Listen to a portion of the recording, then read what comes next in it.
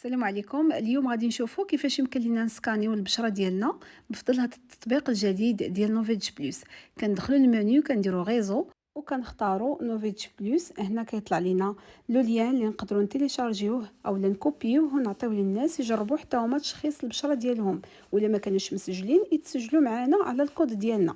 هنا غادي نجربوا اننا نسكانيو لابو. كنختاروا اللغه، غادي نديرها عربيه وغادي ندوزو للتشخيص. غادي نديرو ابداء. هنا كنكوشيو هذيك العلامه ومن بعد كنختاروا اننا نتصوروا بالكاميرا الاماميه ديال التليفون باش يسكاني لينا البشره ديالنا. هنا ما كنت دايره حتى حاجه البنات باش نشوف لابليكاسيون اشنو غتعطيني. خاصني نلتزم بهذوك الشروط اللي كاينين في الفوق ويخرجوا لي دوك المربعات كلهم خضرين، يعني خاصني نقرب الكاميرا اللوجه ديالي، خاصني نشوف مباشره في الكاميرا، وخاص الاضاءه تكون مزيانه. داكشي علاش خرجت على برا باش تكون الاضاءه مزيانه.